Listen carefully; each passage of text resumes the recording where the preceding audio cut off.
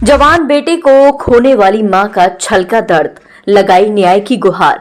बीते दिनों थाना मिल एरिया के अंतर्गत काशीराम कॉलोनी में रहने वाले 20 वर्षीय युवक अमन खान का शव लखनऊ में फांसी के फंदे से लटकता हुआ मिला, जिसको लेकर उसकी मां ने हत्या किए जाने के आरोप लगाते हुए दोषियों के खिलाफ सख्त से सख्त कार्रवाई किए जाने की मांग को लेकर दर दर भटकने को मजबूर है। आज उसी मां ने घर के बुझ गए चिराग अपने कलेजे के टुकड़े को इंसाफ दिलाने के लिए आंचल फैलाकर शासन व प्रशासन से न्याय की गुहार लगाई है। रायबरेली से ब्यूरो वसीम खान की रिपोर्ट। नमस्कार, स्वागत है आपका लाइव टीवी एक्सप्रेस में। वसीम खान बात करूंगा। यहाँ भी आप देख सकते हैं, यहाँ पर महिलाएं खड़ी हैं। बीते दिनों रविवार की रात एक लड़के ने फांसी लगाकर कहा जाता है अपनी जान दे दी, तो कहीं आशंका जताई जा रही है कि उसका मर्डर किया गया। जब ये बात पहुंची पुलिस में तो उन्होंने पंचनामा कर लाश को पोस्टमार्टम के लिए भेजा। उसके बाद यहाँ रायबरेली, क्योंकि लखनऊ में लड़के ने फांसी लगाई या उसका मर्डर हुआ ये अभी स्पष्ट नहीं हुआ, क्योंकि पीएम रिपोर्ट नहीं आई। लेकिन रायबरेली के काशीराम कॉलोनी जहां मैं इस समय खड़ा हूं, वहां तरह तरह की बातें जरूर उठ रही हैं, क्योंकि जो पीड़ित माँ है और जो मोहल्ले के लोग हैं, यहाँ से जो दबंगों से पीड़ित हैं, दबंग मैं इसलिए कहूंगा क्योंकि ये जो पीड़ित माँ है, इनका कहना है कि मेरे बेटे से मामूली सी बात को लेकर कहा सुनी में वैस नाम के लड़का, जिसका नाम मैं इनसे बात कर रही, जब मैंने किया तो इन्होंने बताया कि जानकारी के अनुसार कि थोड़ी बहुत मारपीट में कोई विवाद रहा होगा। मैं इनसे बात करके आपको दिखाता हूँ आखिर क्या विवाद था और उसने किस तरह से धमकी दी। और आज यहाँ तक जो ये लोग खड़ी हैं, किस बात का विरोध कर रही हैं और क्या मांग कर रही है सरकार से। क्या नाम है आपका? बिल्कुल। जैसा कि काशीराम कॉलोनी में आप कब से रह रही हैं? हमको 15 साल हो गए। 15 साल। अभी बीते दिनों आपके बेटे ने जो फांसी लगाई या मर्डर की आशंका जो अभी स्पष्ट नहीं हुआ, क्या आप उसके लिए कहना चाहेंगी? अभी तक आपको इंसाफ नहीं मिल रहा? अभी हमको कोई इंसाफ नहीं मिला है। केवल हम थाने के इंचार्ज उनको बुलाया है, उन्होंने हमसे कहा है कि ऐसा करिए कि जब पीएम रिपोर्ट मिल जाएगी तो आपका कानून साथ देगा। अच्छा अच्छा, फैसला मिलेगा। ठीक है, फैसला मिलेगा। हाँ मिलेगा। चलिए, और जो अभी बताया जा रहा है कि अभी एक वीडियो वायरल हो रहा है आज, जिसमें वैस नाम का लड़का, जिसपे आप बता रही हैं कि ये लोग लड़ाई झगड़ा कर रहे थे, दबाव बना रहे थे, तो आप बताना चाहेंगे? पहले तो ये बताइए कि जो आप आरोप लगा रही है कट्टा दिखाकर धमकाया गया, हाँ, ये कितनी सच्चाई है इसमें? ये इसमें सच्चाई पूरी कॉलोनी से पूछ सकते हो आप कि हमारे घर पे आकर के फैजी और वैस ने कट्टा दिखाया गया है कि अगर तुम अपने लड़के को नहीं बुला रहे हो तो हम यहाँ जान से मार देंगे। ठीक है, इसके जरिए से हमने कोई यहाँ पे जा करके कोई एफआईआर कोई रिपोर्ट कुछ नहीं किया है। घर से अभी तक आपने नहीं किया था? जब आपका बेटा नहीं रहा, हाँ, जब घर का चिराग बुझ गया, तब आपने हाँ, जब मेरे घर का चिराग बुझ गया तो हमको हौसला हुआ कि हम अपने बच्चे का बदला इंसाफ दिलाएं। बिल्कुल, एक और माँ बदला अपने ले सके। बेटे की मौत का बदला लेने के लिए कहीं ना कहीं चक्कर जरूर लगा रही है। अब वो कोशिश कर रही है, क्योंकि डर के मारे कि मेरा बेटा को कुछ ना हो, इसने पुलिस केस ले गया। और आज जब उसका बेटा नहीं रहा तो पुलिस केस करके इंसाफ मांग रही है। तो आपने, मैं ये जानना चाहूंगा, जो अभी वीडियो वायरल हो रहा, आपने भी देखा होगा जी, खबर में, कि जो वैस की पत्नी है, उसका ये कहना है कि मेरे शोहर को गलत फंसाया जा रहा है। नहीं गलत नहीं है, सही है। किसने कह रहा है? वो तो झूठी बयान कर वो रही तो है। कह रही है कि जो है आपके लड़के पे लाखों का कर्जा था और नहीं, लोन ले रखा था, इससे उसने कोई लोन नहीं है। जो लोन था वो सारे ने लोन लिया था हमारे लड़के से, उन्होंने लोन भरे। ठीक है, हमारे लड़का कोई लोन नहीं लिया है, कोई कर्जा नहीं था? कोई कर्जा नहीं। कोई मेरे मानसिक बच्चे उससे डूब नहीं था जिसके टेंशन में उसने पैसे नहीं, लगाए? उसका कोई टेंशन नहीं था। उसका बस यही एक टेंशन था, जो वैस और फौजी खान ने दोनों लोगों ने धमकी दिया था, कट्टा दिखाया, बंदूक दिखाया, हर जगह से फोन पे बात करते थे, हमारे लड़के के लगे हर मैसेज डेली भेजते रहे। इस वजह से उसने धमकी से अपना के सुसाइड किया गया। अच्छा, सुसाइड तो नहीं किया अभी गया ये है। स्पष्ट नहीं हुआ क्योंकि पीएम रिपोर्ट नहीं आई अभी है। कुछ नहीं हुआ है। तो अभी पुलिस ने इसमें कुछ कार्रवाई कर रही है? अभी कुछ कार्रवाई कर रही है। पुलिस आई थी, उनके वैस के जहाँ वाइफ रहती है वहाँ भी पुलिस गई है और फौजी के घर भी पुलिस जा चुकी है। वो सब लोग यहाँ से भागे हुए हैं, कोई नहीं है। मोबाइल भी स्विच ऑफ करे हुए हैं।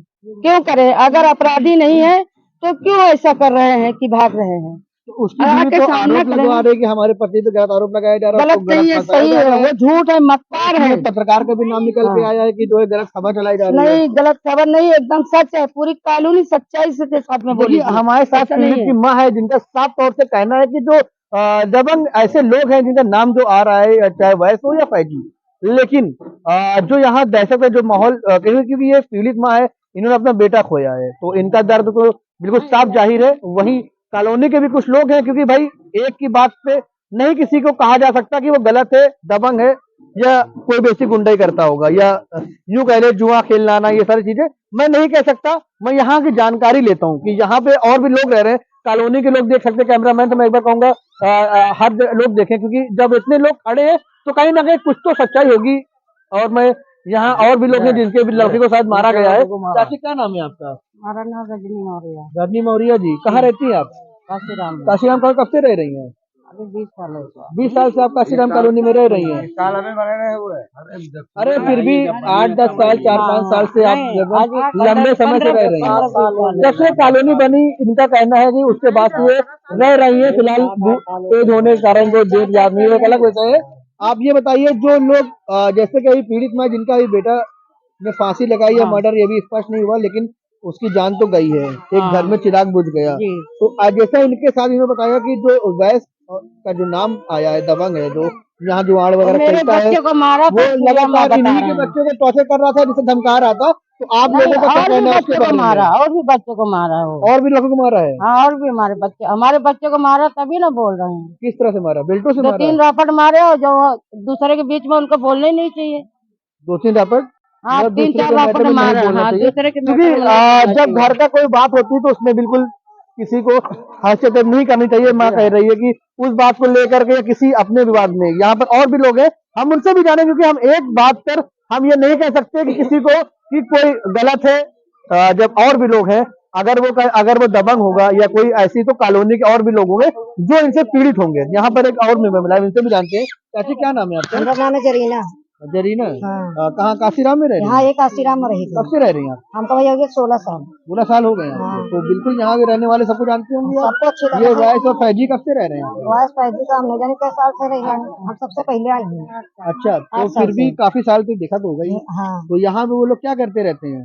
फैजी का तो नहीं जानी, लेकिन वाइस जो है बहुत ज्यादा गुंडागर्दी कर रही है। गुंडागर्दी करते हैं? हाँ, जब भी लड़ाई कोई से भी होत है तो साथ में खुद तो मारे थे। यहाँ कॉलोनी के लोग उनके 10-20 तो पीछे लगा थे।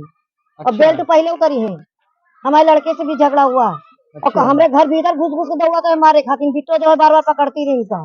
अच्छा अच्छा। हाँ, तो और अपने मतलब लड़के गुंडागर्दी काम है हम लोग। हाँ तो ये जैसे कि बेल्ट और हाँ थप्पड़ों से मारने रहते हैं, जैसे कि अभी जिन्होंने बताया, जो बीच उनका लड़का गया है, वो कट्टा वगैरह जो लोग धमकाते हैं, ऐसा भी ये लोग? हाँ, ऐसा भी है। अच्छा, तो बिल्कुल देखिए, एक तरफ योगी सरकार जो ऐसे माफियाओं पे शिकंजा कस रही है, लगाम लगा रही है, ऐसे माफियाओं पर जहां गैंगस्टर अधिनियम पाए जाने वालों पे कठोर कार्रवाई भी करती है, तो वहीं कहीं ना कहीं कट्टा दिखाकर धमकी देना भी एक कानूनी अपराध है। लेकिन अभी फिर भी वो अपराधी पकड़े नहीं गए हैं, क्योंकि अभी जो मौत का जो स्पष्ट है वो कारण अलग पता है नहीं चला। ये एक अलग विषय है, क्योंकि जो मौत का कारण है वो पीएम रिपोर्ट के बाद ही क्लियर हो पाएगा। लेकिन किसी को जान से मारने की धमकी देना, या लोगों को प्रताड़ित करना, या कट्टे दिखाकर किसी को धमकी देना, ये कानूनी अपराध है। एक तरफ उत्तर प्रदेश की सरकार, क्योंकि देश के चाहे यहाँ के जो मंत्री वगैरह का लगातार दौरा रहा है, उत्तर प्रदेश के मुख्यमंत्री योगी आदित्यनाथ का भी यहाँ दौरा हुआ, और आदेश भी वो जारी करते रहते हैं उत्तर प्रदेश क्षेत्र में हर तरह। जो ऐसे जो गैंगस्टर अधिनियम पाए जाने वालों पर कठोर कार्रवाई की जाए, तो कहीं उन्हें घरों में कुर्की की जाए, तो वहीं ऐसे जो गुंडे हैं या ऐसे माफिया है उन पे भी जो कार्रवाई तय है। लेकिन आप पीड़ित माँ और इन कॉलोनी वासियों का जो कहना है, वो देख करके आपको लगता है कि यहाँ के जो लोग हैं वो लेकिन कहीं ना कहीं अपने आप को, जो गलत होता है या जो चोर होता है, वो अपने आप को छुपाने की जरूर कोशिश करता है। क्योंकि यहाँ के जो लोग कह रहे हैं, ये एक माँ का नहीं कहना, जिसने बेटा खोया उसका तो कहना है, लेकिन यहाँ के और भी लोग हैं जिनको मार पीट करके जो यहाँ पर जो लोग गुंडाई कर रहे हैं, कहीं ना कहीं आप देख सकते हैं यहाँ पे और भी लोग हैं, चाचा जी लोग भी हैं, कुछ हम इनसे भी बात करेंगे। पीड़ित या यूं कह ले मृतक के पिताजी भी खड़े हैं, दो शब्द हम इनसे भी जानते हैं। क्या नाम है आपका? मोहम्मद इस्लाम।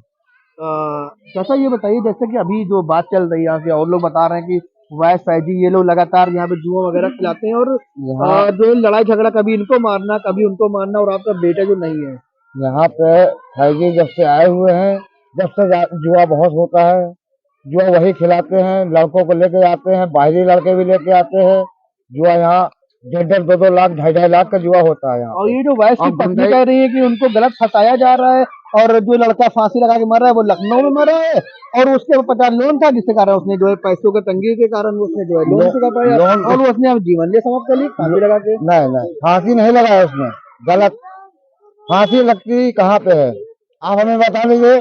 हम जो पीएम करता है उससे पूछना चाहेंगे, फांसी बच्चा अगर लगाएगा तो कहाँ पे आएगा फांसी का निशान, ये बताइए। यानी आप- यहाँ पे आएगा, बिल्कुल बिल्कुल। मेरे बच्चे का निशान यहाँ पे है। हाँ, मर्डर का क्या है यह वो मर्डर तो किया गया है, स्पष्ट होगा पीएम के यह बाद, पीएम के बाद मालूम होगा, मगर अपनी किया हुआ बात मर्डर। लगाने की कोशिश कर रहे हैं बिल्कुल। लेकिन आपका ये तो शक सही है, आपका जो उससे शक जा रहा है जिसमें वैस जो नाम आया है, जिसकी पत्नी ने आज एक सोशल मीडिया पे जिनका वीडियो वायरल हो रहा है जिसमें वो कहती नजर आ रही है कि हमें गलत फंसाया जा रहा है, तो लड़के का लोन था तो उसने सुसाइड कर ली, और उसको लेके हमारे पति को फंसाया जा रहा है। ये कहाँ से बात आ रही है? उसका एक पति हो ना, उसके 4 पति, किस पति की बात कर रहे हैं हमें जो बताए। अच्छा, उसके 4 शादी है? जी हाँ, पहले